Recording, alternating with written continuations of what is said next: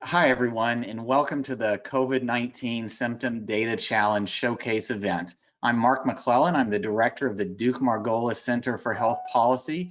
And at Duke Margolis, we're very pleased to have the opportunity to participate in this important and kind of unique partnership, including Facebook Data for Good, the Delphi Group at Carnegie Mellon University, the Joint Program on Surveillance Methodology at the University of Maryland, and Resolve to Save Lives, which is an initiative of Vital Strategies. And thanks also to Catalyst of Health 2.0 for hosting this COVID-19 Symptom Data Challenge Showcase event. The challenge has been encouraging the development of novel analytic approaches that use the COVID-19 symptom survey data to enable earlier detection and improve situational awareness of the outbreak by public health and the public. We're hosting this challenge because we believe there are some real opportunities to use this novel data source and the ingenuity that we can crowdsource to improve our understanding and awareness of COVID activity throughout the United States and globally. In any pandemic, and especially this one, with so much asymptomatic spread, early indicators of outbreaks and the need for containment steps are critical. That's surveillance, to know exactly what you're dealing with as early as possible.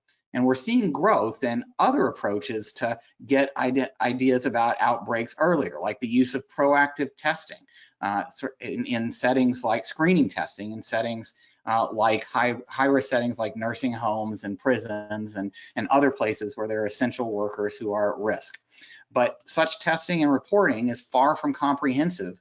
We need more reliable early indicators of spread, in digital data in general, and de-identified data from large populations in particular provides a path to a new approach to surveillance. It's now possible, thanks to Facebook and other digital platforms, to implement a new set of tools for public health, voluntary crowdsourced data.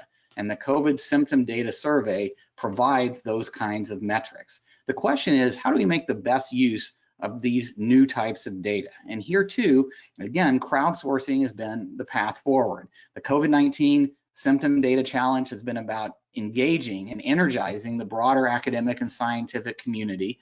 And in fact, every other citizen scientist out there who has good ideas for creative innovation in public health surveillance. And I want to thank everyone out there from around the world who has responded to this timely challenge. I think we have a slide on what's gone on in the competition itself. The reach and impact of the challenge has been broad and global, with more than 225 people engaged on the challenge Slack channel. The data underlying this effort, the CMU CSV data downloads have gone to over 300 individuals, and we've seen a range of applications come out of this creative work. 33 applications were submitted from every continent except Africa. 118 people participated in these applications.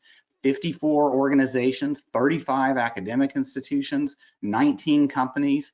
24 of these teams were based in the US, but 9 of them were from elsewhere around the world. And we're very pleased to announce the finalists and the winner today, right now. The judges evaluated all these entries based on validity, scientific rigor, impact, and user experience. And they awarded 5 semifinalists who each received $5,000 and the opportunity to advance to phase 2.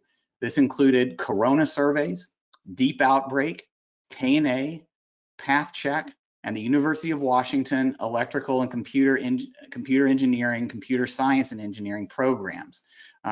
For each of these 5 participants, they went on to develop a prototype, a simulation or a visualization using their analytic approach, and that was evaluated by the judges to determine the winner of the challenge.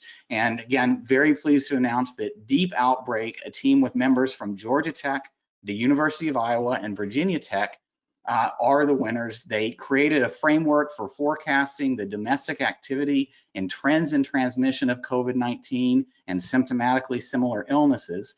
The second place in this competition was awarded.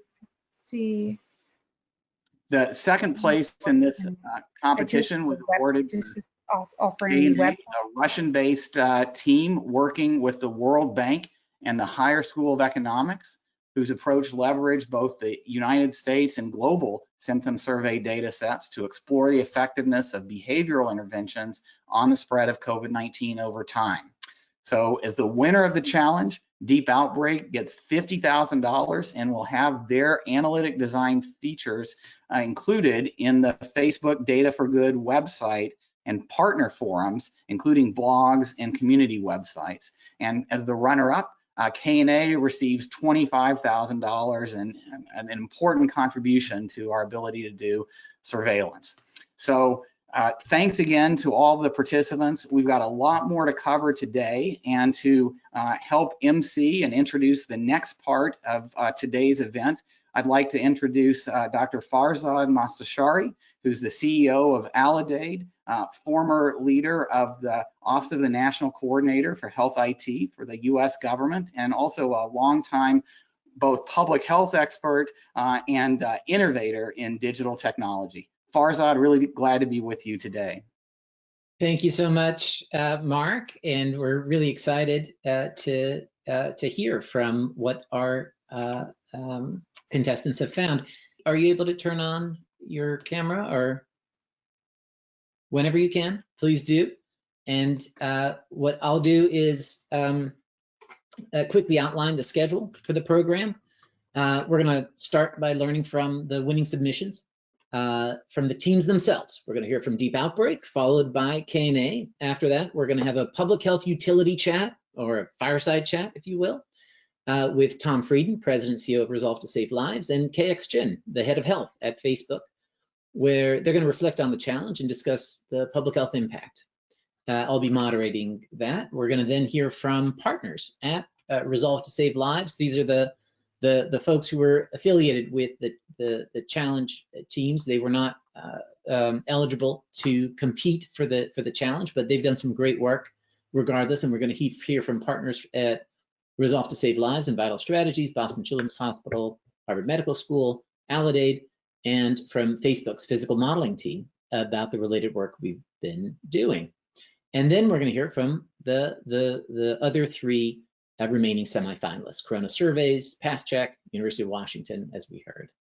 They're going to each give brief overviews of their submissions before we close out the challenge and this showcase. So let's dive right in. Let me introduce Aditya Prakash, Associate Professor in the College of Computing at the Georgia Institute of Technology, and Alexander Rodriguez, who is an undergraduate student doing research with Professor Prakash, who will be presenting on behalf of DeepOutbreak. DeepOutbreak, welcome. Great. Thanks a lot, Farzad. I don't know if you guys can see my slides. Yeah. Perfect. So let me start. Great. So first of all, thanks a lot to the organizers and the sponsors for organizing all this challenge. It was really exciting, and also a big thanks to the judges whose helpful feedback really helped improve our work throughout the course of this contest from semifinal to the final. So a bit of a context, right? We have been, so all of our team members are coming from a data science, machine learning, artificial intelligence background. And one of our lab's focuses has been on exploring the performance and utility of data-driven methods in public health. So broadly, like we have been involved in many other projects ranging from surveillance, interventions, vaccination campaigns, distributions, and so on, right? And in all of these things, one of the visions which is really tying everything together is to really see and explore how useful data can be, purely data-driven methods can be in providing a complementary perspective to traditional models. So the context has been in developing data-driven methods for all of these kinds of different public health problems. And we believe that data from multiple sources is often very sensitive and more sensitive to what is happening on the ground, so to say. So one good example of this line of work from our group has been on AI models for forecasting. We have been doing this for a few years. So apart from writing research papers at AI and machine learning conferences, we also try to participate very actively in CDC forecasting initiatives. So for example, we have been participating in the influenza-like illness count prediction projects at the CDC for multiple years. And of course, when COVID struck earlier this year, we all were trying to see how we can help. And we also participated then and subsequently in COVID mortality predictions. So we are trying to do weekly reports and also daily COVID-induced hospitalizations. So in fact, we were one of the first couple of teams to do that on the CDC website as well. And then we contribute to this COVID Hub Ensemble. So, so this is a bit of a context of where we are coming from, right? And so given that we were doing this, then we got to know about the challenge goals. And two things out of the challenge really struck us, which was one of which was using survey data. So we love data, right? I mean, we're coming from that perspective, and we using survey data to enable situational awareness, and also if the integration of this data leads to greater sensitivity, specificity, and timeliness. So all of these keywords really appealed to us, and it felt like the work we were doing was a natural fit, so to say, to this challenge. Hence, our entry really focused on, our submission to the challenge focused on trying to predict COVID and flu. So the motivation so this was summer of 20, right? And the motivation really came from, as a lot of folks were worried that any second wave of COVID was likely to coincide with the flu season, and hence forecasting flu burden as well was becoming crucial. So as it's well known, accurate forecasting gives valuable lead time. And that eventually trickles down to better interventions, so more data for interventions, deciding for policymakers, and also optimizing supply chain decisions. So hence our aim, and the aim of our submission was to jointly forecast flu and COVID. And we wanted to really explore the utility of syndromic data like the symptom survey data for short-term forecasting of these diseases. So what are the main issues here? One of the main challenges which we faced where we're trying to design this data-driven approach was that these diseases are very symptomatically similar, right? So hence the surveillance systems are susceptible to these similarities. And just like a quick picture, right? And you don't have to understand all the curves, but the main point is if you look at the right-hand side of this yellow highlighted part, you can see that the current season, which is given in black, bold black, is very different from all the historical seasons which you're seeing. This is the influenza, number of influenza outpatients data coming from the ILINET surveillance systems of the CDC. So it's very clear that, and this is the point when the national emergency was declared on COVID. So you can see that how it's very non-trivial how they interact and how they can, in some sense, contaminate each other, right? These surveillance systems.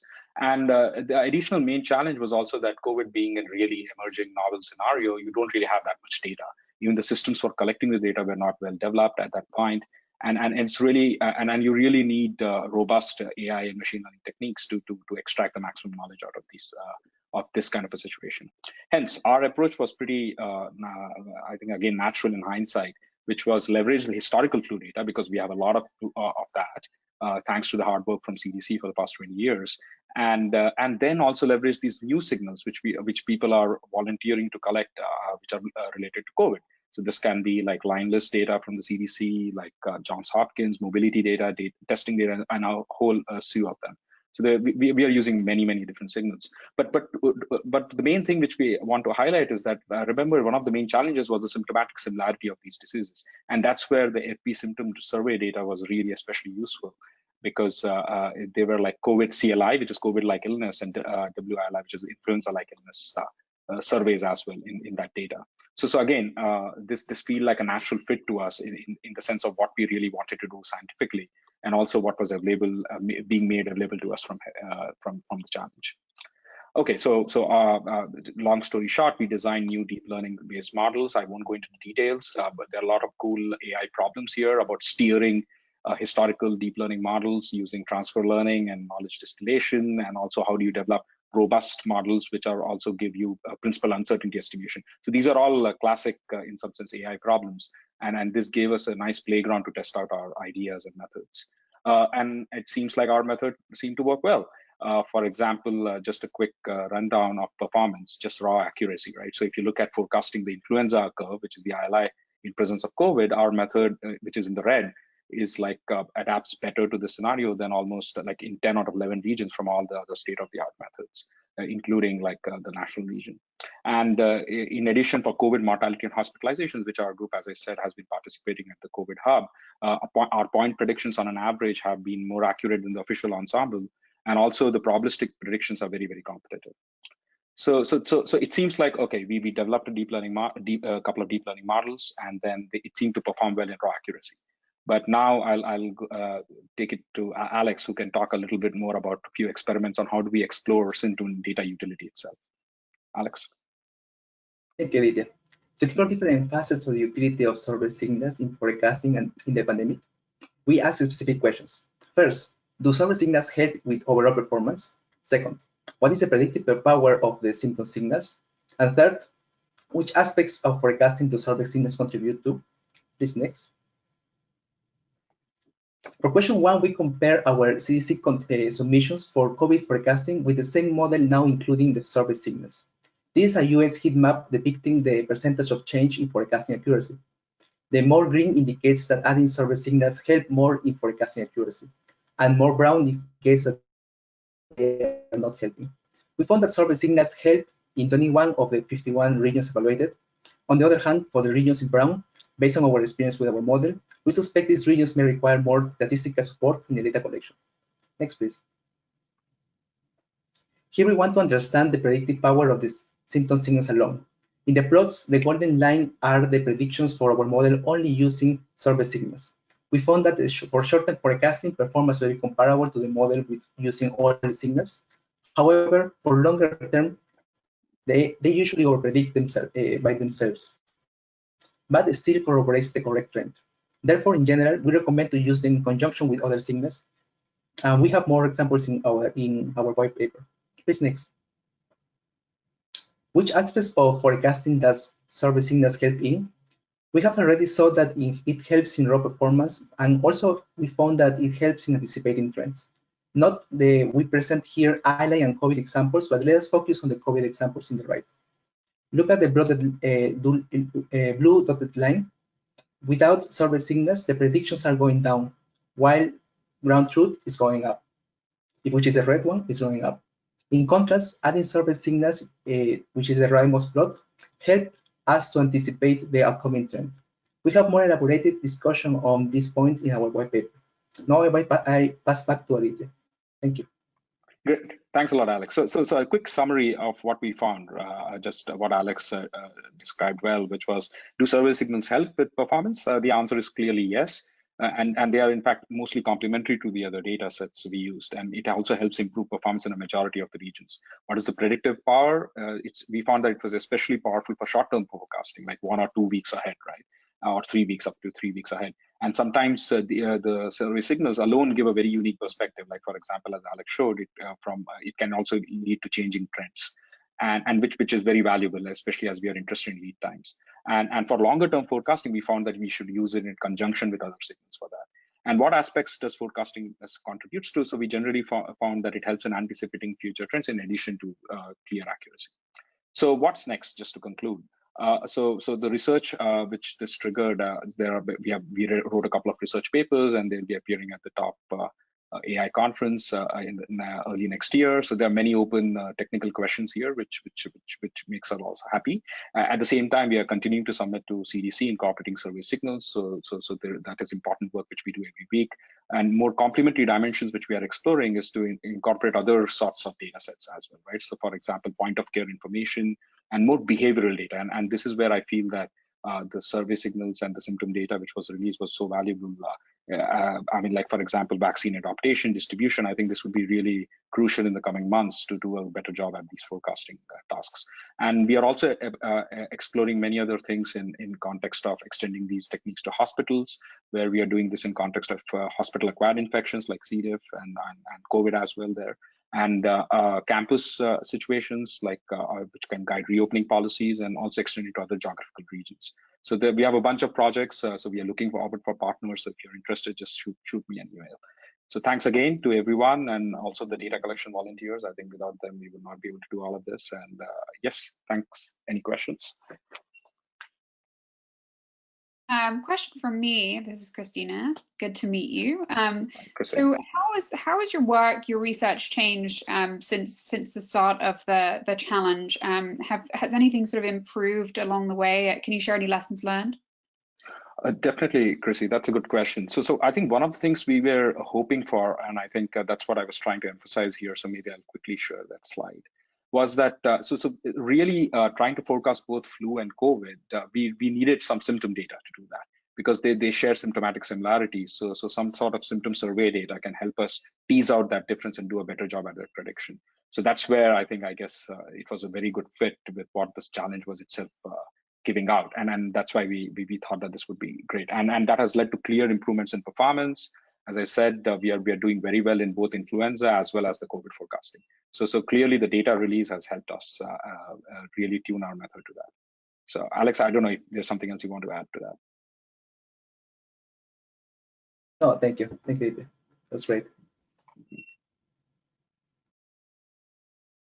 Okay, thank you so much. And we'll just have a little chat about what we have learned so far, and what was the value of doing this kind of open forum for this. Chrissy, you wrote the first kind of paper introducing, or the article introducing the challenge. What did you think was gonna come out of this? Well, I knew that I was, definitely excited to just be a part of this, because I think that, you and I have talked about this topic of syndromic surveillance going back months now, and we've talked about how it's been underutilized in this particular pandemic, and shared some examples of that. So when I saw that you had, put together this challenge, I thought, well, here's an opportunity, both for COVID and also for future pandemics, because I don't think this is going to be the only time we face a crisis like this, to sort of bring some of these insights to bear and see if we can get ahead of it, rather than just sort of reacting, which is what we've been doing kind of throughout this entire experience of COVID. It's just been one long reaction. KX, what did you get? What you thought you were going to get? Throwing out the data to the world and saying, instead of doing what people, might think would be the more logical thing, is like, let's find one academic group who's gonna do the research. Welcome, Tom. I think the part of the goal of the challenge was just to increase innovation in disease surveillance systems in general, and increase awareness of this particular data set as a potentially valuable source of information for public health departments. And I do think a lot of that has been accomplished, both from some of the things that were already presented earlier today, but also some of the things to come. Really, I think some of the work that was done by Resolve to Save Lives in Brazil, I think really highlighted that this was an earlier source in some cases, and can be used to help inform decisions faster. So I think from that perspective, I think there's been a lot of benefits out of the challenge. Are you going to continue running these surveys? That would be the hope. I think at this point, I believe these are probably the largest scale surveys that have been run definitely for COVID, and potentially for public health from a global perspective, right? We're on the order of 30 million responses now worldwide.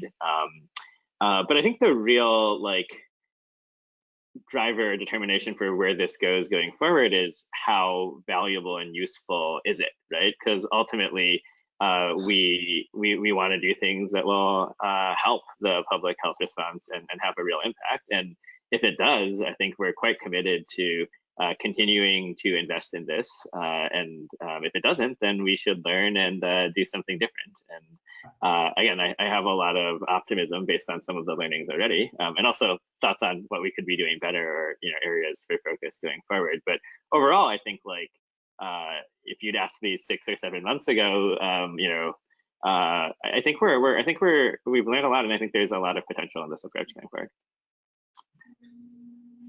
Chrissy, Tom Frieden is famously skeptical when it comes to newfangled stuff, tried and true public health. What would you ask him, as someone who's been more on the cutting edge of things? Yeah, well, Tom, you and I have kind of had a chance to chat in the past, and people have talked about the sort of, how much is the tech really going to help versus how much do you need sort of boots on the ground epidemiology. We've seen that come up in some of the debates around contact tracing as well. When you're thinking about kind of the future here and lessons learned so far, how much do you think that the technology overall can play a role? Well, first off, I think this is really promising. We've got so many different things that have been tried. I do think exposure notification has been a distraction, frankly, and although it may be useful, it's worth exploring. And the problem isn't so much that it's being explored, the problem is that it's being overpromised. And here you have something that was kind of the opposite. You know, it was launched, nobody knew about it, really, and yet it's a really interesting, important data set, and has tremendous potential. I think we're really pleased at the kind of data that's coming in, I think, and the kind of analyses that are being done of it. We're getting a sense of what the uses might be. Meanwhile, COVID epidemiology and program is changing so fast that you really need that adaptive response. So just when we might have a really good early warning signal, communities may be totally unwilling to do anything until their ICUs are overloaded. So that, you know, doesn't take a fancy survey to find out your ICUs are overloaded. On the other hand, some of the data on masking is really useful. Some of the data on symptom surveys may be really useful to look at seasonality. I think if I had to come down to the, you know, one line, this is promising, but it needs to be a tended garden. We need to have continuous optimization of the questionnaires and continuous use of the data. I would say the biggest disappointment is that we don't know anyone who's actually implementing a program who's using this data, and yet we really think they should be. So how do we bridge that gap between this unprecedented, really promising survey and this huge need, and how do we get it done? That was perfectly encapsulated, Tom. KX, Tom mentioned the other aspects of the symptom survey. There had been another symptom survey that ran for a period that was much shorter and much more focused on just symptoms. As we're going through the different phases of this outbreak, what do you see as the evolving utilities of the various aspects of the concept of doing public health surveys for response, symptom or not? One of the, I think, unexpected uses that has actually, I think, translated into direct public health impact is actually some of the non-symptom questions. So the mask question in particular, I believe the symptom survey is the only global data source for mask usage overall. And so this is being used both in global forecasts from IHME to inform recommendations, as well as some state and local governments to really understand like how people are viewing wearing masks. I think that's a really interesting example of something that was unexpected that I think has had more end-to-end impact. And one of the areas we're looking into going forward, and really to reiterate, this needs to be a tended garden, and this needs to evolve, right, as different needs evolve, is around upcoming vaccination efforts, right? So putting in questions around people's intent to get vaccinated, understanding that on a daily basis by region and demographic, as well as actually, you know, whether people have gotten vaccinated themselves over time. And again, like, no single data source is going to be a silver bullet here. But I think understanding these trends we've heard from partners will be quite valuable. And even just like understanding what percentage of certain demographics have gotten vaccinated. Like, are all the healthcare workers now vaccinated? Are there different barriers or different rates of vaccination reported by location or so on? Are things that are possible with this approach. And it's something we've been getting a lot of feedback and demand for, and it's something that our partners are thinking about going forward. And if I can just comment, it would be really interesting to think about some granularity in terms of questions like, do you know where you would get vaccinated as that gets rolled out? And when it comes to mask use, if a community does a big push on mask use, does that change the needle? So you then have a data feed that helps public health programs to optimize their performance. Right, it's something we're quite excited about as well. And we've seen this type of feedback loop start to happen in some places where you can identify places where mask wearing is low, actually, one of the things you do see is like when mandates are implemented, our partners have seen, you see pretty marked increases in self-reported mask wearing rates. So that does show that there's some real signal in the data. You could also do the same thing around sort of mandates, understanding just public health messaging campaigns or other efforts really designed to increase mask wearing, and also seeing if those have an effect. So I think this type of end-to-end use the data to inform what you do is something that we are excited to support.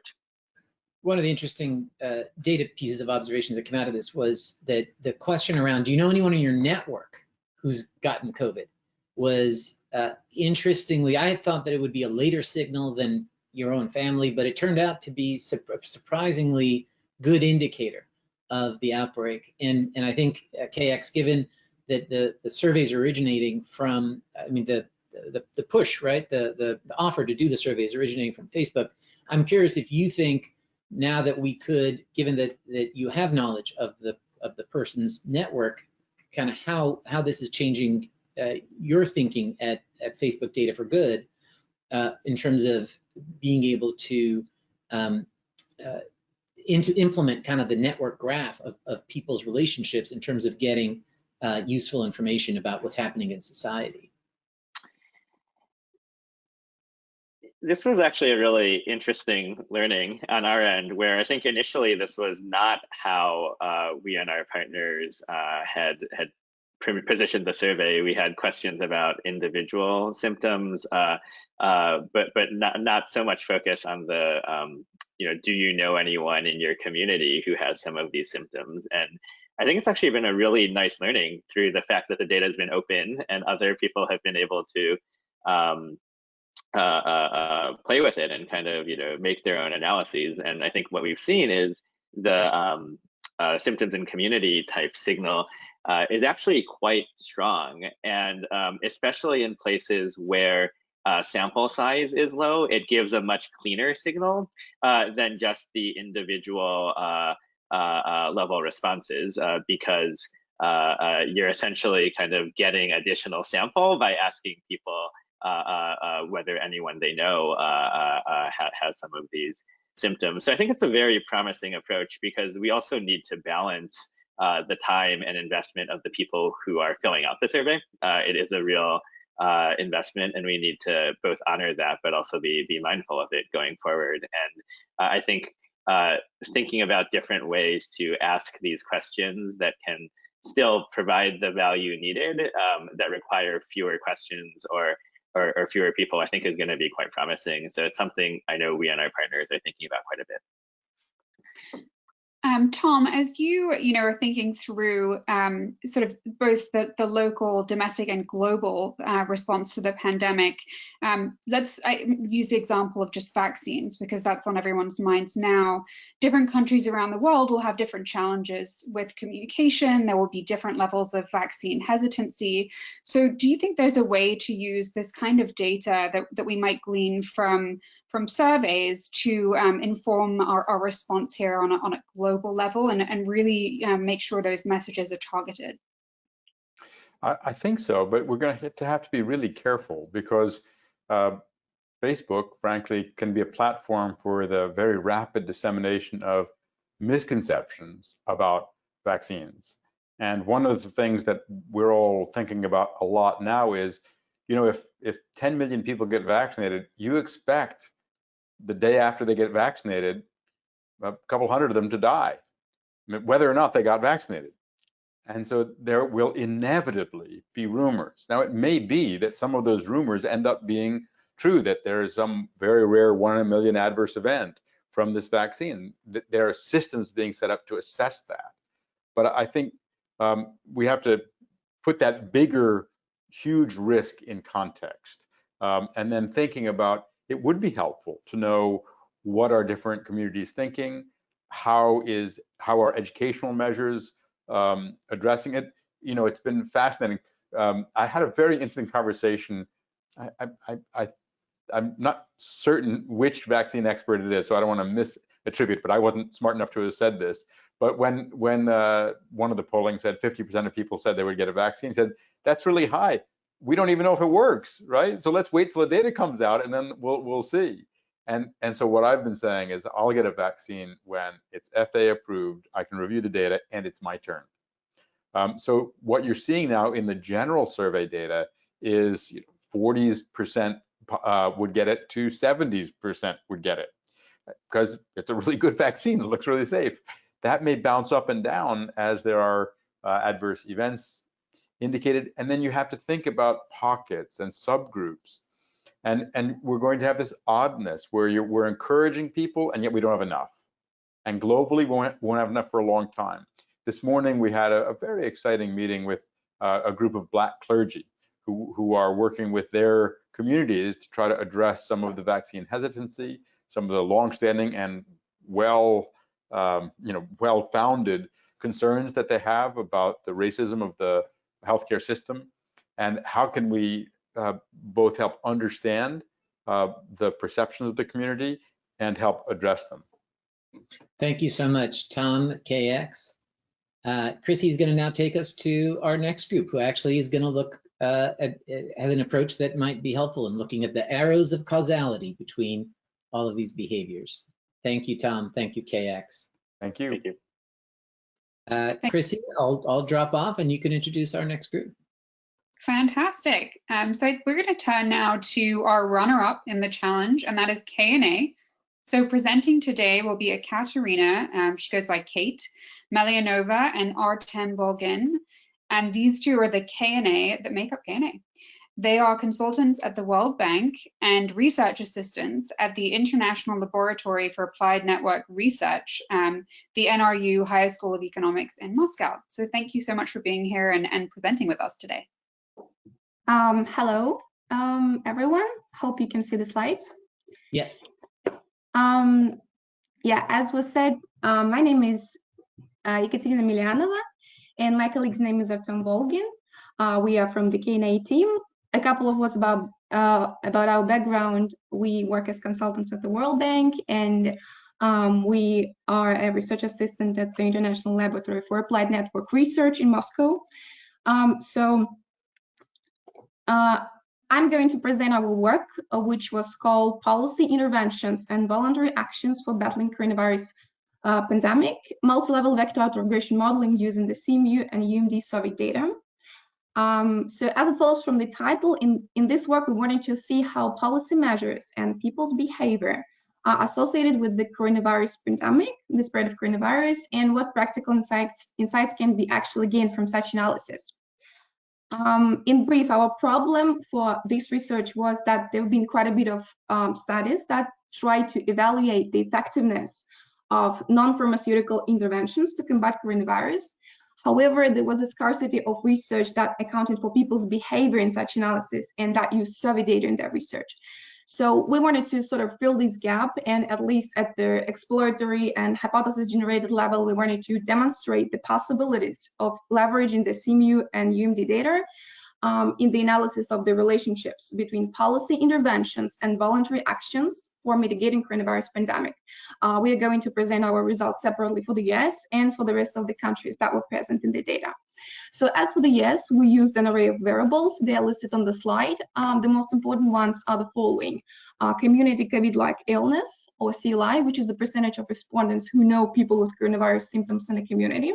Then our main behavior-related characteristics, avoiding contact, which is a percentage of respondents who said that they were trying to avoid contact for all of the time and most of the time. And we also used additional data in our research called stringency index. That variable was created by colleagues from Oxford, and it reflects the rigidity of lockdown-style measures that restrict people's behavior. And we also use some official statistics in our analysis. Right, so methodologically, we used a method called multi-level vector auto-regression modeling. It's a method that allows you to build models where all your variables are assumed to be causes and effects simultaneously. So it accounts for this problem of simultaneity in the data, and it also treats properly the problem of heterogeneity due to the multi-level structure. So in general, that method allows to compute networks of contemporaneous between subject and temporal effects. In our research, we focused mostly on the temporal effects and used 14-day lag. So that choice I'm going to clarify further. Right, so first we wanted to see for exploratory purposes how coronavirus symptoms are associated with the new cases. We built a network of temporal effects. So here you can see that only two symptoms, anosmia, agesia, and fever, actually increase the new cases confirmed, which is logical because that can be the symptoms that distinguish coronavirus from flu. And also from such networks, you can trace the sequence of the symptoms, of the coronavirus symptoms.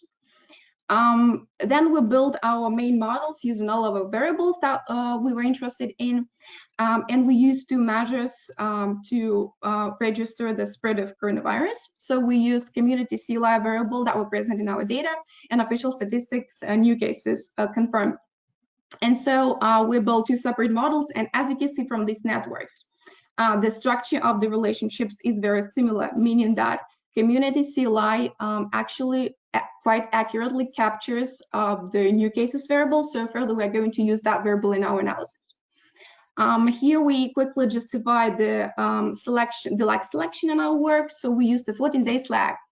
Why? So you can see that within the first roughly 5 days, community CLI is mostly affected by itself, while over time the effects of other variables start to become more pronounced, and roughly around the 14th day, the magnitude of all associations looks relatively stable, so we use that in our research. Then we split our analysis by age groups. That was a possibility. So as you can see from these graphs, for all the age groups, stringency index and avoiding contact variable do not significantly affect community CLI variable, while for younger people they do, which is an interesting difference that we observed while analyzing different age groups. Also, since we used random effects in our model, we can visualize those effects by states and highlight whether a state experienced later peak or early peak. Here we show the effect of avoiding contact on community CLI. So as you can see from this graph, those states that experience later peak have actually the coefficient which is higher in absolute terms compared to those who experience early peak. And also from this graph, you can see that the coefficient can be either negative or not significant or zero. And to clarify that possibility, we show some examples of states of how the distribution of those variables look like. And so you can see that, for example, for Texas, when avoiding contact goes up over time, community CLI goes down. That's why the association is negative. While for Minnesota, we do not observe such association, so the effect is not significant. We also build a model using deaths, hospitalizations, and community CLI by age groups. There are several important takeaways from this graph. However, the most important one, I think, is that community CLI for younger age group positively affects community CLI for older age group, which in turn increases the new deaths from coronavirus. So that means that older people are infected by younger people, and using that model and all those variables in a single model, we can explain changes in the variable about new deaths from coronavirus. So let us proceed to the analysis by countries. Here again, we used a very similar set of variables, community CLI. However, we also used another behavior-related characteristics, wearing a mask and attending public events, and again, stringency index. Again, we build a model for all our countries, and here you can see that stringency index, wearing a mask, and attendance of public events do not significantly affect community CLI. So they do not work as mechanisms mitigating coronavirus spread. However, this is a very average picture. So we can, for instance, split our analysis by age groups. Here again, stringency index in both age groups does not affect community CLI significantly. However, wearing a mask for older age group actually reduces community CLI, while for younger age group, it increases community CLI through increasing the attendance of public events. So here we see green arrows. that may mean that younger people may acquire a false sense of security when they wear a mask in public, and they start to attend public events more, and that leads to the growth in the community CLI, so in the spread of coronavirus. Again, we can visualize our random effects. Here we show the effect of stringency index on community CLI and of wearing a mask on community CLI. Again, the effects can be either negative or positive, and to clarify that, we show some examples. For example, for instance, we can interpret the case for Sweden. So for Sweden, we have a positive coefficient of stringency on community CLI, and we can observe that from here. So when stringency index goes down, community CLI also goes down. That's why the coefficient is positive. And the effect of wearing a mask in community CLI is negative. So when wearing a mask goes up, community CLI goes down. That's why the coefficient is negative. And substantively for Sweden, that may mean that when policy regulations are on the low level, people start to wear masks more voluntarily, and compensating for the absence of harsh government measures, which over time actually reduces the spread of coronavirus. So they do that effectively. So let us sum up our main findings. In our research, we try to show that policy interventions and social distancing behavior work differently for older and younger people, and policy leaders have to account for that when they design their measures. We also try to show that states in the US which experienced a later peak in community CLI happen to be more effective in terms of reducing coronavirus spread through following social distancing norms, which is interesting. And we also show that the case of countries with less stringent governmental actions like Sweden, may imply that people can be committed to mitigating the pandemic, and that they will voluntarily attempt to prevent the infection proliferation. And in general, we show that using such data, which is highly granular by time, age, and geography, and it contains behavior-related characteristics which are really useful. So in general, that can be informative for the evaluation of the coronavirus policy issues. So that's it. Thank you very much for your attention. Thank you. And I just want to share with everyone the incredible amount of work that the team did in response to the judges' questions and queries. And so really, really impressive work. Maybe we can, I think, did we lose the Q&A? Katerina, you can come back on.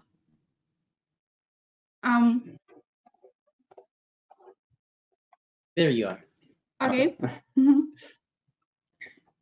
Chrissy, any questions for Q&A?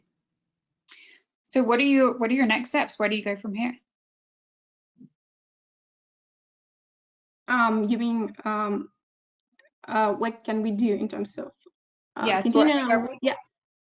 Well, actually, we can do a lot of things, and the most important ones, I think, refer to a more detailed analysis by countries or regions, so we can investigate that, and we can also use a lot of interesting variables that refer to mental health of people, so psychological characteristics, which is again very important for, I think, policy leaders when they design their governmental measures. Yeah, so that can be interesting. Do you know what you're going to do with the $25,000? We didn't think about it yet. Yeah, we didn't think about it. We didn't expect to become prize winners, seriously speaking. Congratulations. Thank you. Thank you. All right, Chrissy, I know you have to, you're gonna log off soon. There are lots of, I think, methodologic innovations in what we've seen in addition to the policy relevances. In your new perch at OMERS Venture, are you, does that bring to you a different perspective in terms of looking at young people like K&A across the world who are accessing data and analytics and methods and doing interesting work on real problems? Just curious, before you leave us, kind of how your new approach is affecting how you're thinking as you're interpreting what you're seeing. Absolutely, and thank you for asking. So, a big part of where I plan to focus is just to spend time with teams like some of the ones that we've seen today, coming out of the big academic medical centers and research centers around the world, and just seeing who among them sort of has an entrepreneurial bent, wants to kind of move from academia into the world of startups. But also, I think we're going to see a renewed focus within the sort of health tech investment community on public health technology, which is not something that I think has been talked about much in the past. And it makes sense, given that typically in the aftermath of crises like these, finally when we sort of emerge from COVID, we often see public health departments kind of finally get the resources that they've been asking for years and years. And we've seen that kind of through crises in the past as well. And so I think the question I'll be asking myself is, which teams and how do I find these teams that are working on kind of the problems that public health departments will face in the future. So that's definitely on my mind. Thank you so much for our presenters, and thank you, Chrissy, for coming on. Next up, we're going to have some partner presentations, including from Resolve to Save Lives, working with Pedro de Paula and Renato, who conducted some fascinating global analysis from the data in Brazil, as well as Boston Children's Hospital. I think we have these as recorded pre-recorded presentations. Is that right? Yes. All right. Cool. Now.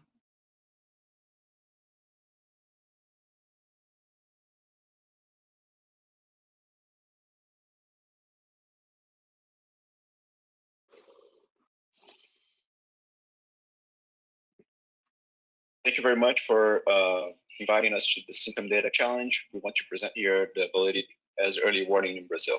So our underlying problem here was that we have very reliable data and information about the COVID situation in Brazil, but all data sources, all the main data sources are somewhat delayed, and be it in 3 weeks, be it in 2 weeks out of the date of the notification, or even more delayed, which is the case of excess mortality. They are all robust systems, but with significant delay that hampers our ability to inform policy in a suitable manner.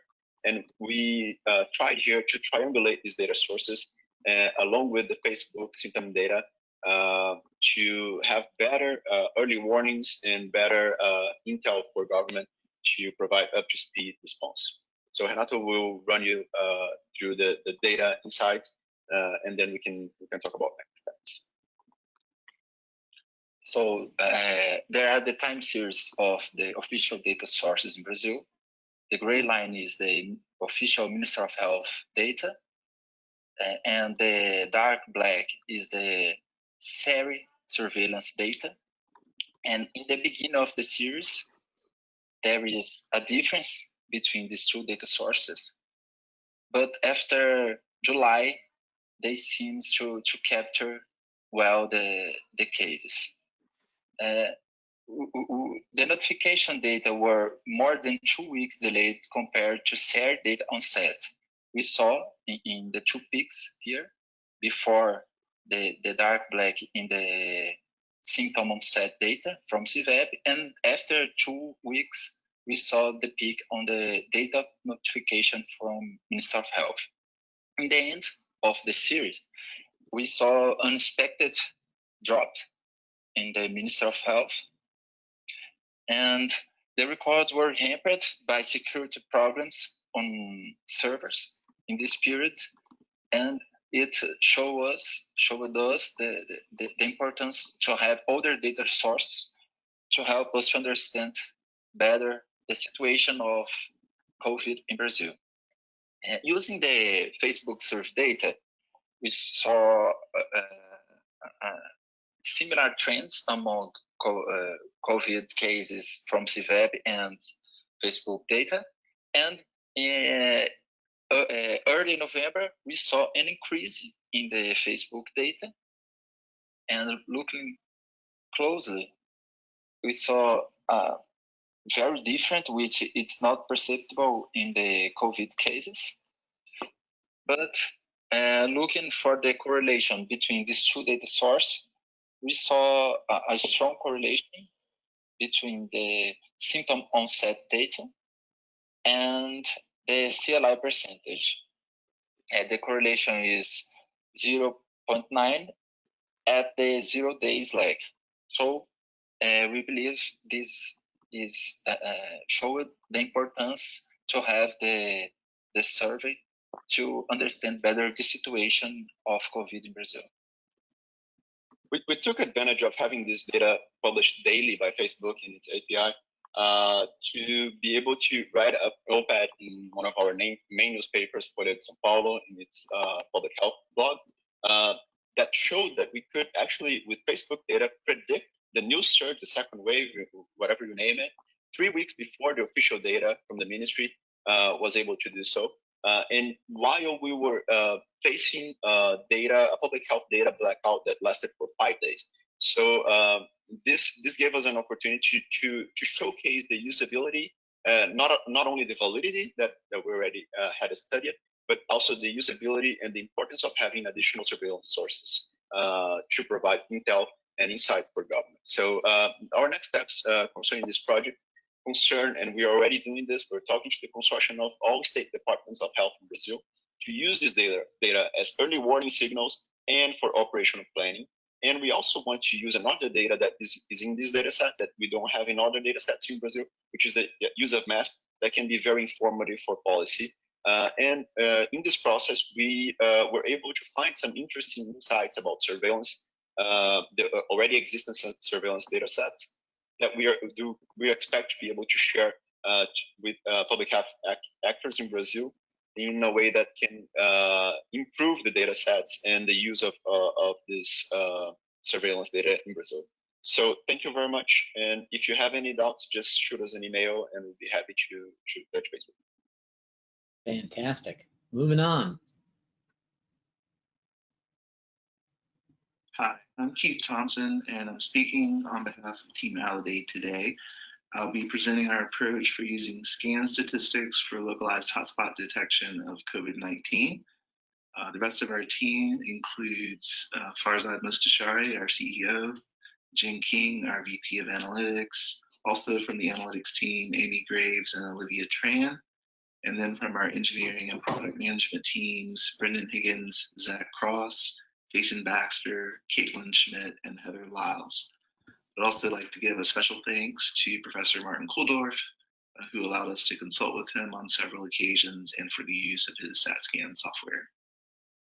In this presentation, we will address the following research questions. First, given that we have a sparse sample data, how do we distinguish between a spike in the data versus noise? And secondly, are we able to effectively shield the elderly from outbreaks among younger age groups? Also, although not the focus of today's presentation, Validate's daily usage of the CMU data has been centered on hotspot detection to inform company policy and to help physician practices stay ahead of the curve. To address these research questions, we chose to utilize scan statistics because of their ability to focus on flexible window sizes and thereby reducing the likelihood of detecting false positives. Also, they allow us to form a combined multivariate likelihood ratio to incorporate signals from different data sources and to evaluate the significance of a cluster using Monte Carlo simulations. Scan statistics are not new and have a long and rich history of being used to locate clusters in time, space, or space-time. First, a likelihood ratio is constructed for different windows in space-time. Next, the significance of each likelihood ratio test statistic is assessed using Monte Carlo hypothesis testing. This is done in a way that adjusts for multiple testing by considering the total number of simulations performed. All of these analyses are carried out using the free StatScan software developed under the joint auspices of Martin Kulldorff and the National Cancer Institute. In our first analysis, we addressed the question of whether scan statistics can detect true outbreaks, separating signal from noise and yielding meaningful clusters. We used data from April 6th to September 16th from the CMU survey administered via Facebook. We used the percentage of COVID-like illness with anosmia and agesia to construct our case counts and the sample size as our population. Our reason for choosing this variable as a proxy for cases is because this set of symptoms is the most specific to COVID and differentiates it from other common viral diseases. The likelihood ratios from each of the three data sets for age groups 18 to 34, 35 to 54, and 55 and older are then constructed and combined into a single multivariate likelihood. This yields 9 significant clusters across space and time that appear to have face validity. As an example, consider this graph where the states of Texas, Louisiana, and Oklahoma form a single cluster for the time frame of June 18th through August 12th. The 7-day moving average of new cases in each state is shown as a solid line. The vertical dotted line represents our qualitative assessment of the inflection point for each state based on White House task force reports. And the gray shaded area represents the outbreak cluster's temporal window. As we're running daily COVID surveillance at Aledade, we use a similar but slightly different methodology from the one presented in the previous slide. Here, the clusters are represented as circles with red and blue shading for relative risk by hospital referral region. As you can see, this project was kicked off with the Slack channel on April 19th, and by the 26th, we had a production version live on our website at covidmap.aledade.com. We next ran a separate analysis per age group and restricted cluster sizes to single states to determine the time progression of the outbreak across age groups. In all but one of the clusters where there were outbreaks in multiple age groups, the outbreak in the 55 and older population coincides with or begins shortly after that in the 18 to 34 group. This suggests that when outbreaks occur across age groups, the virus tends to have spread from the younger group to the older one shortly thereafter. To better understand our findings regarding outbreaks across age groups, we used the data from our first analysis to build a descriptive statistic of the ratio of relative risk in the 55 and older group to that in the 18 to 34 group in each of the outbreak clusters. As you can see, outbreaks in the first wave outside the New York City metro area saw higher relative risk in the older population, whereas outbreaks in the second wave tend to see a higher relative risk in the younger population. This suggests that policies are perhaps having some impact on the older population, so that even when an outbreak occurs, its impact is somewhat more limited on that age group. And here are our references. Thank you for listening.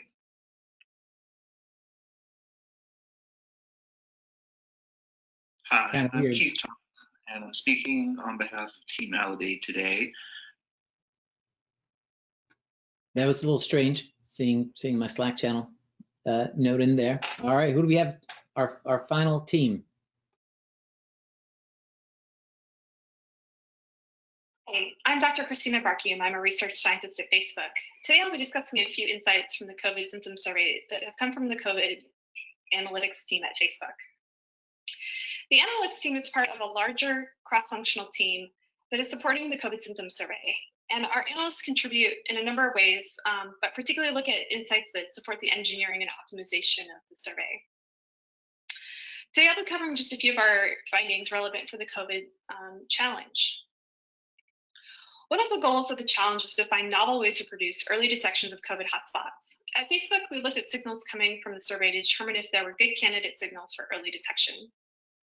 In locations that had good sample volume and high prevalence of COVID, we found that there were a number of leading indicators.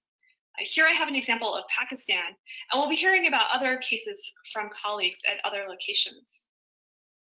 However, we did find that this result was not universal, and when we looked at places with lower sample size and lower COVID cases, we found that the indicators may no longer be strongly leading case counts, and in particular, the percent COVID-like illness was an issue.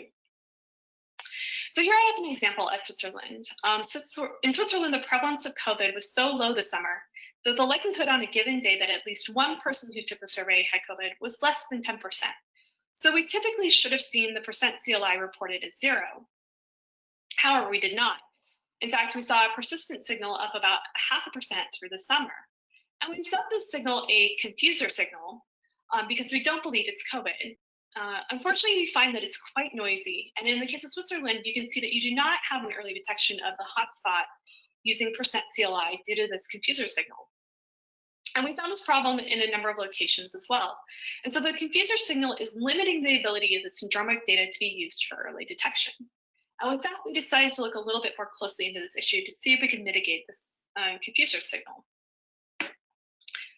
What we've seen so far is that the amplitude of the confuser signal varies significantly across the globe, and by at least an order of magnitude. We do find some trends in geography, but it's definitely not a universal trend. The noise, however, we were able to produce a general mathematical model for, which depended on sample size. And that means we can now predict where we ought to be able to at least be able to detect rising cases. So in an effort to reduce the problems caused by the confuser signal, we've also been working to identify root causes and share insights with our partners. With each of these root causes, we're hoping to convert our insights into new, better signals or data that can be made available to the public. One area that we've been focusing on so far is actually with the community CLI. As mentioned, the noise scales with the inverse square root of the sample size. And so one solution is we could just increase the sample size. But this reduces the pool of people who we can sample later, and so it's not a sustainable solution. Alternatively, if we consider our respondents as additional sensors, when we ask them to tell us about the people they know who are sick, we are now effectively expanding the sample size. And indeed, when we look at Switzerland, we see that community CLI has much less noise than %CLI, and we also see the uptick in cases much earlier. So overall, we find that across many countries and many states, the community CLI has a very strong potential as a leading indicator. And really, this got us thinking, though, at Facebook about how we should conduct these large-scale syndromic surveys. And we're now thinking how we can better align the survey with different phases of the pandemic. So for example, when case counts are low, perhaps we should focus on community CLI or similar metrics. And now that COVID is moving into a later phase with the availability of the vaccine, we're working with CMU and UMD to capture this information on vaccination. Additionally, we've also seen the value of monitoring the various risk factors, such as behaviors and attitudes. And we're also starting to think about how we might provide additional value to our partners and users by not just considering whether we can detect hotspots, but whether we can understand when the community is at risk for a hotspot. So there's a lot of different approaches that we could take to understanding the risk factors. As a first step, we've looked at a couple of physical model with a machine learning model to predict transmission rate. And as input, we've provided the historical behavior signals from the Symptom survey, as well as other public data. And from our initial modeling, we're finding that this information can help us understand when risk is on the rise and when risk is falling. We're planning to use this risk assessment to help optimize the survey and provide information out to partners and users. And looking to our future, Facebook is definitely working hard to ensure that the data continues to support the use cases of our academic and healthcare partners. We're looking to develop those additional data sources that improve the insights, and we're also looking to optimize the survey to capture key information of the next phase of the pandemic, which would include vaccination. And so all this combined, we're hoping that we'll continue to provide strong value to our community in helping to fight this pandemic. So thank you for your time. Aren't those terrific? I'm so impressed with the work that the teams did, even though they weren't eligible for the prizes.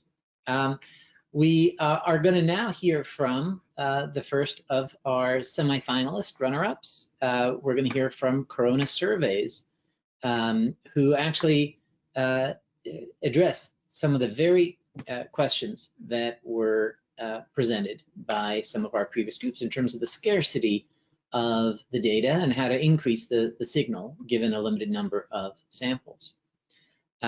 Antonio, take it away.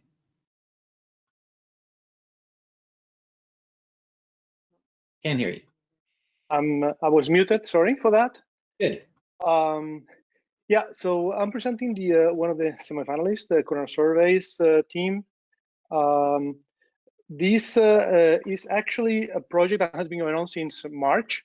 We've been collecting data. So we're more on the collecting data or the generating data than on the analysis. We were more on that. That's actually what we've been doing for 9 months by now. Using essentially two approaches. One is just taking official figures and a case fatality ratio that seem to be stable, and correcting the official figures until we obtain accurate estimates. But more importantly, we developed a survey with indirect reporting, very in line with some of the proposals that have been mentioned already. And then using a statistical technique called network scale-up method to use this indirect reporting to obtain accurate estimates of different parameters of the pandemic, like number of cases, number of fatalities, etc. So we actually did some. We've been working on this for several months. We have been able to detect the underreporting on the left in several countries, and we validated our approach by using a serology study that was deployed in Spain. And we observed that both with our indirect reporting surveys and with this correcting of official numbers, we get estimates at the regional level in Spain that are very correlated, very highly correlated with the actual measured golden truth obtained in this serology study. So as part of the challenge work, what we did, one of the first things that we did was to see whether the challenge data or which indicators, which signals of the challenge data were more informative. So we took data also generated in this serology study by this one, in this case by surveys on the symptoms. And what we did was evaluate which of the signals from the challenge data were more correlated with this ground truth that we had.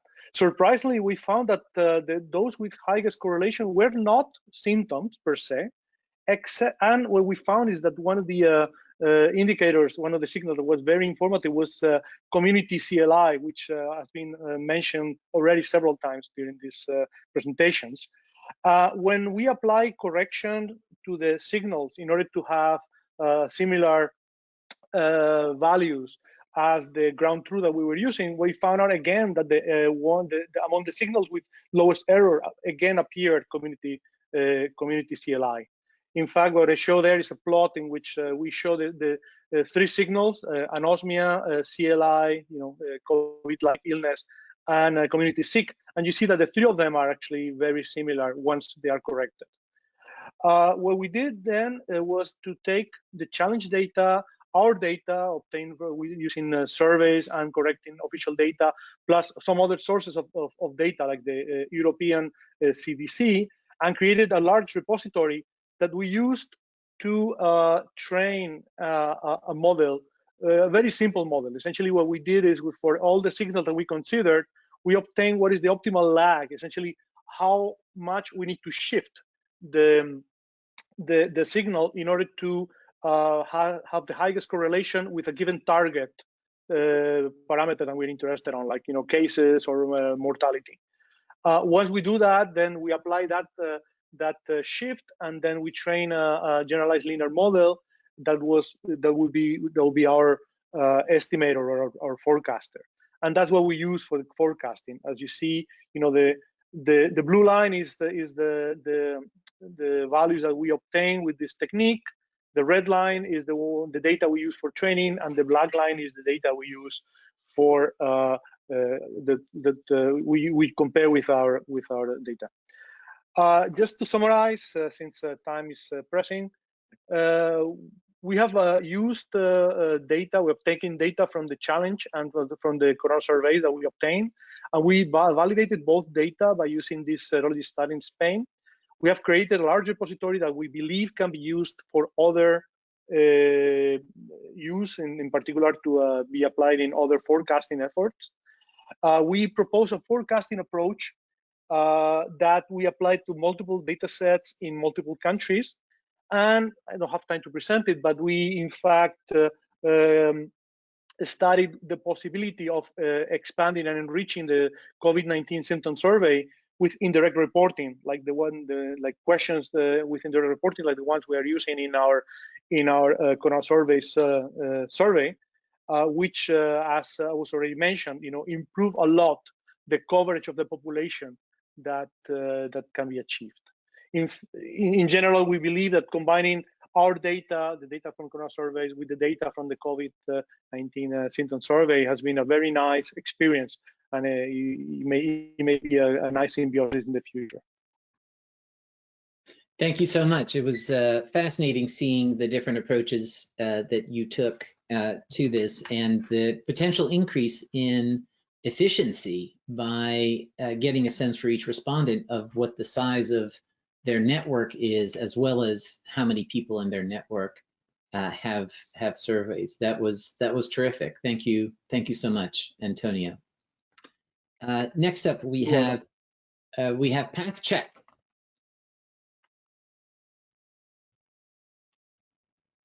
Hello. All right. Let me share my screen. All righty. Okay. So my name is Joseph Bay. I am representing the PathChecks team for the COVID-19 Symptom Data Challenge, and I will be just presenting our work for this challenge. So first, to give a bit of a background regarding PathCheck, we are an MIT spinoff from Professor Ramesh Rosker's lab at MIT, and we are currently the largest open source nonprofit organization for COVID-19. We've launched exposure notification apps in 5 US states and 3 countries, and we've had research teams placed as finalists in multiple data science competitions, including this one. In addition to these efforts, we've been providing guidance for governments regarding COVID-19 tests and vaccines, especially with regard to their efficacy, speed, and the ethics of equitable distribution of these important resources. Some of our future efforts revolve around vaccine app development for the monitoring of equitable distribution and efficacy, as well as various modeling approaches as COVID-19 vaccines continue to be rolled out. If you'd like to join us or collaborate with us in any of these efforts, you can find us at tiny.cc/pathcheckslack.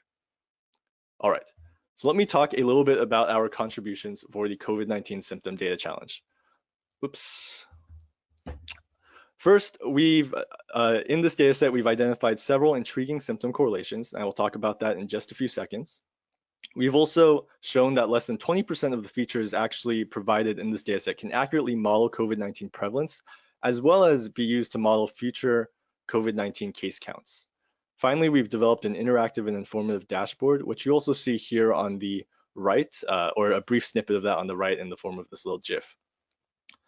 A bit more of a sneak peek into what that dashboard looks like is right here on this slide. We display our model's predictions for COVID-19 case counts. You can actually play around with this prototype. It's fully working at tiny.cc/pathcheck. Okay, so let me talk about our first contribution for this data challenge. As some of the other competitors have already pointed out, there are several symptoms in this data set that show pretty interesting correlations with various metrics of COVID-19 prevalence. Here we're displaying the several symptoms from the COVID-19 data set, and as well as their correlations with the % of individuals reporting a positive COVID-19 test.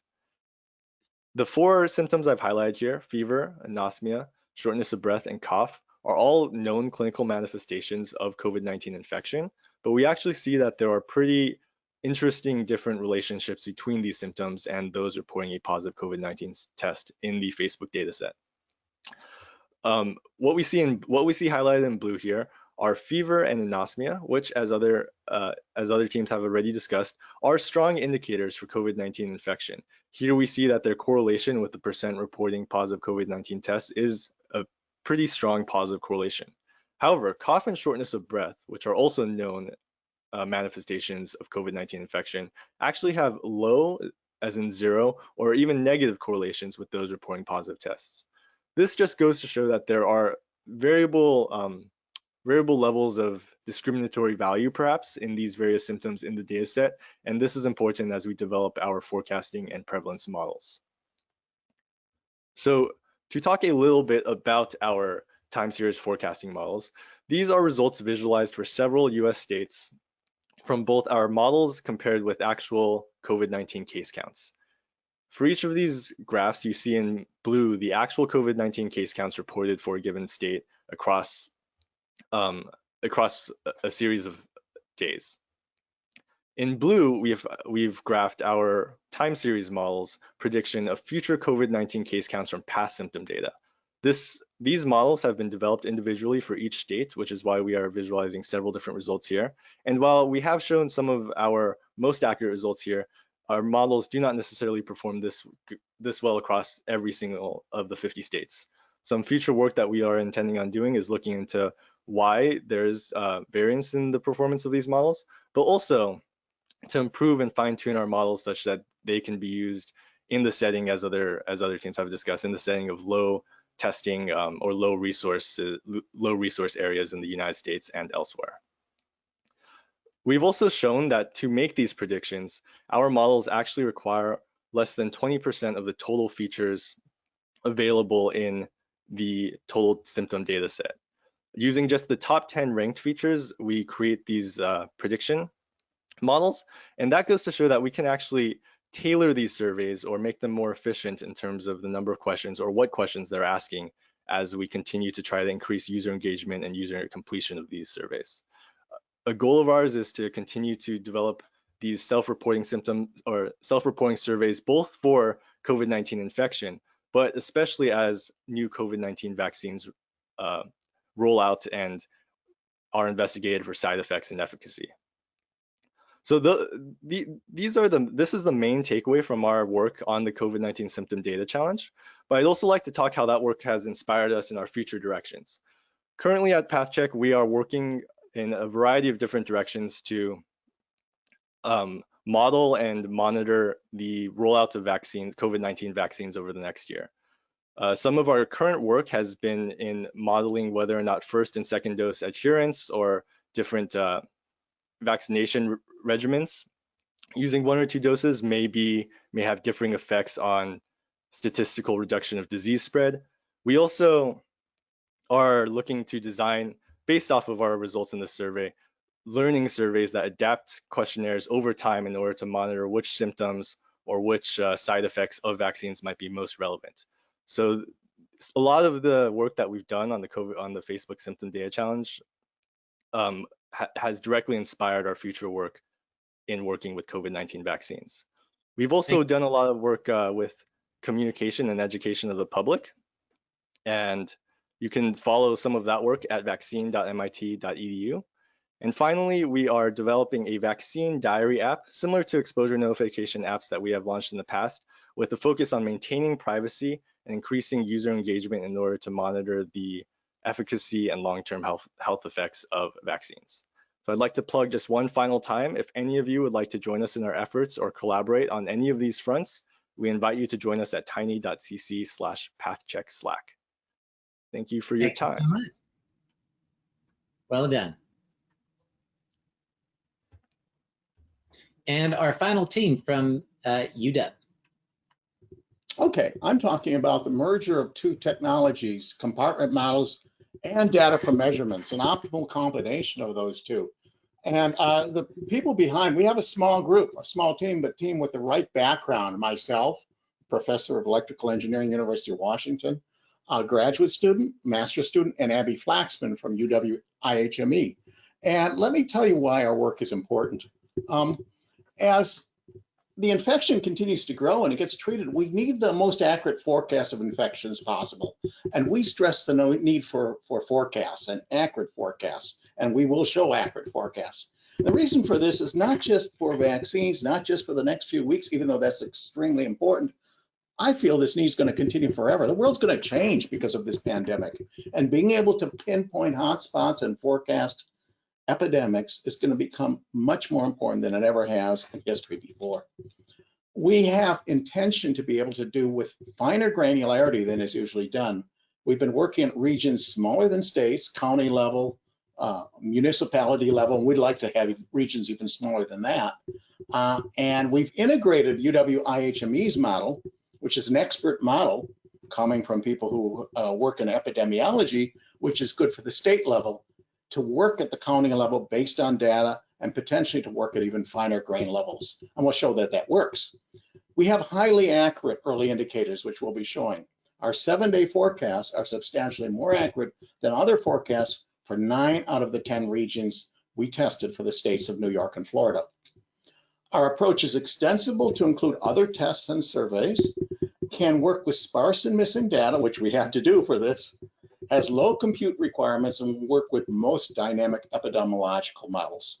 And by the way, as I go on through this, if you'd like to contact us, we'd love to work with other people. We have a small group. We're looking for collaborations, and you can see at the bottom of my screen my email address, and that'll be up on most of the slides that I show.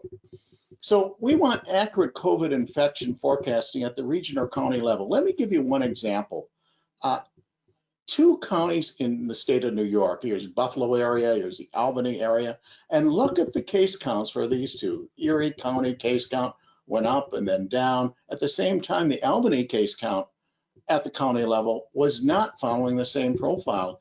At the state level, it was kind of an average of both of these. So how do we get state models, epidemiological models, great mathematical models that come from the experts in this area to work with data that's coming in at the county or smaller regional level? And that's what we do. And here's an example of how we do that, how we combine both expertise and daily data. So we started with the IHME SEIR compartment model, state forecasts. And here's a couple of equations from that model. Our work is actually quite mathematical. I won't go into the math detail. I don't have time to today, but if anyone's interested, please contact me.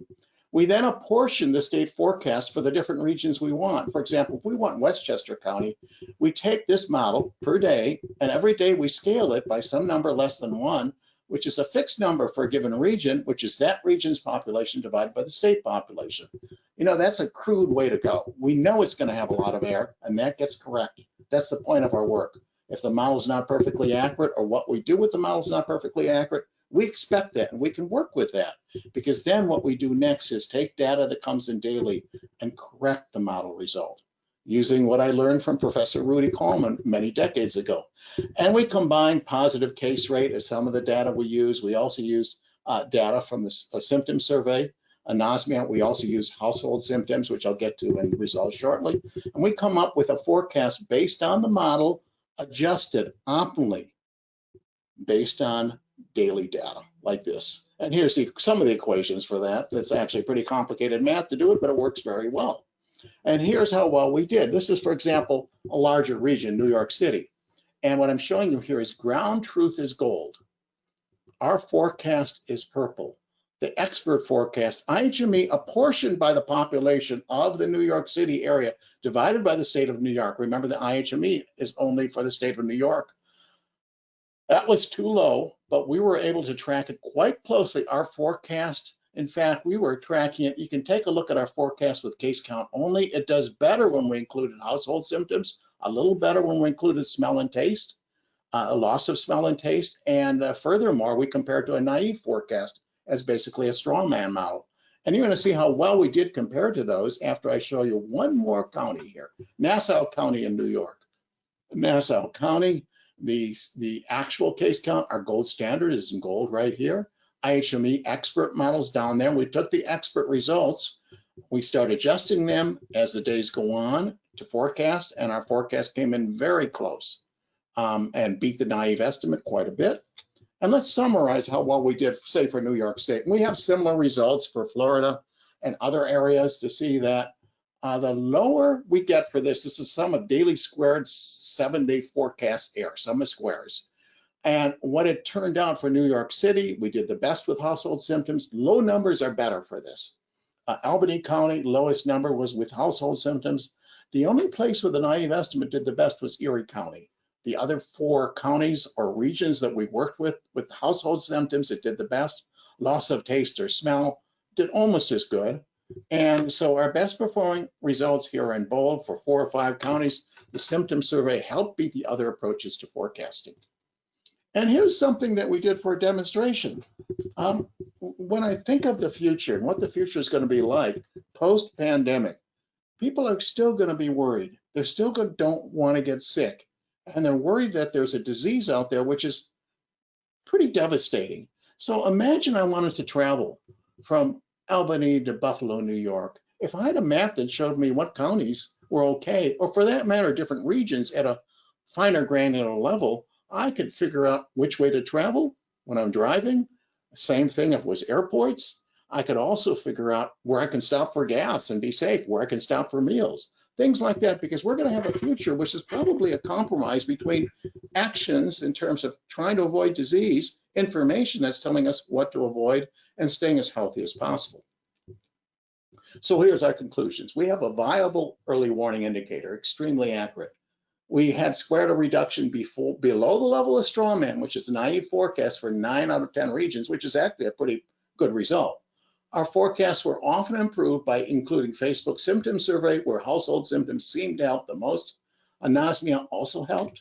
We have a paper in preparation. We'll be trying other signals from the symptom survey.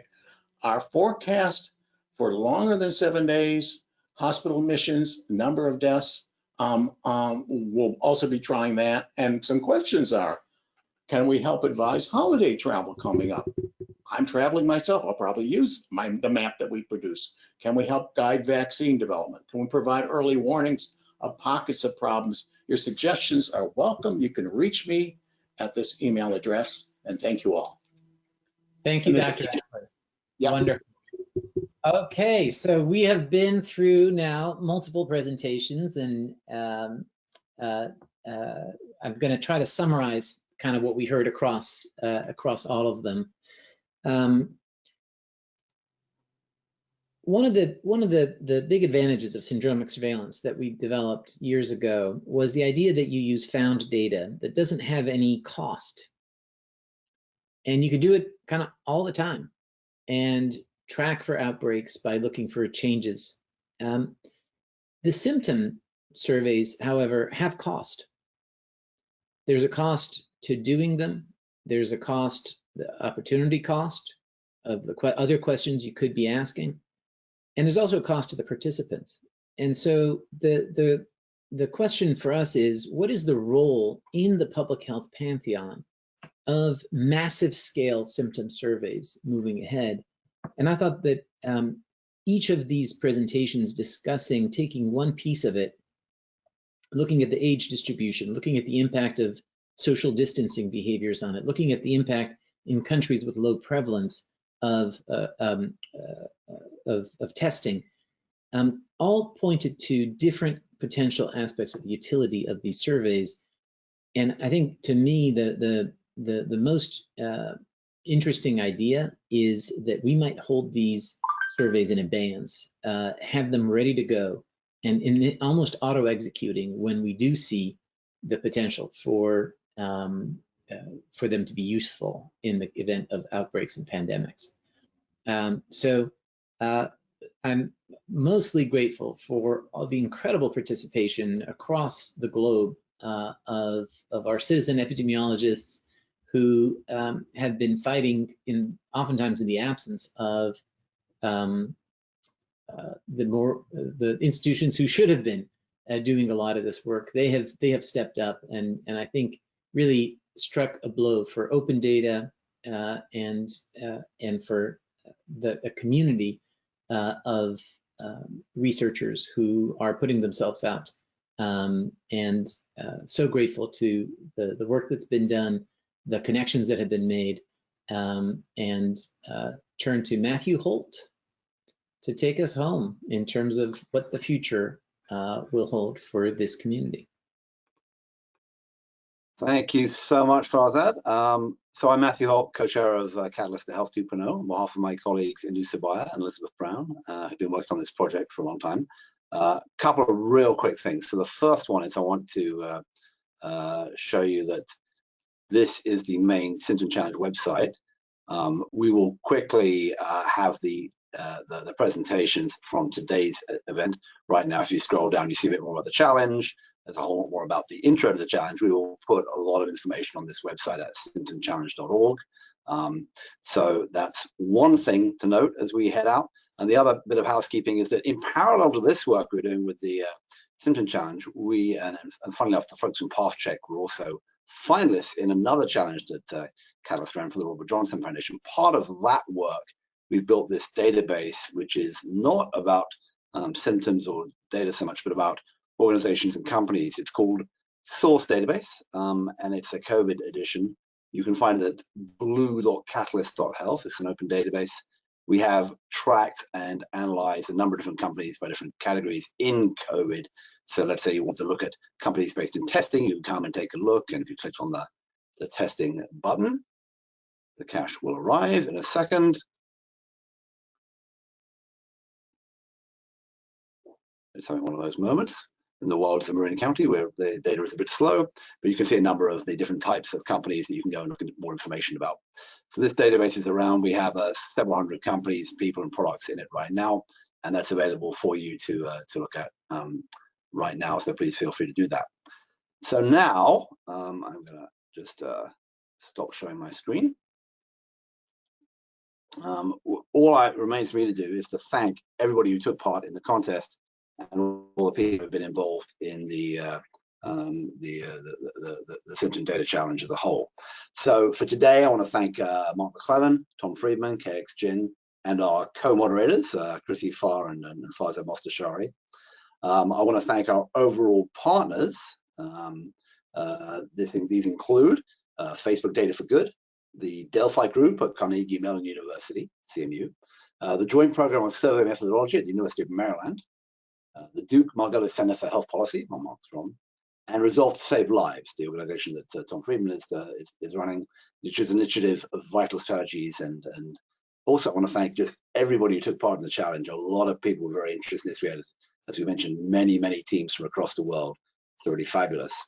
And then finally, just want to give again my congratulations. I want to thank the finalists, Corona Surveys, PathCheck, and the University of Washington Electrical and Computer Engineering teams. And I want to congratulate our winners, DeepOutbreak and KNA. We have an enormous challenge, even though there is now a vaccine, with the future of COVID and also future pandemics that will be arriving. We know that we're living in a very different world now. And we just hope that this kind of citizen data analysis is something that we can build on, and hopefully do a lot more of this in the future to face some of the really grievous challenges that are coming up. And with that, that's the end of this webinar. Thank you for your attention. Again, this will be available for replay, and we look forward to seeing you all. If you have any questions or any connections, please find us at Catalyst at Health 2.0. That's catalyst.health is our website, and we're available at Innovate at Catalyst at catalyst.health. Thank you very much, and goodbye for now.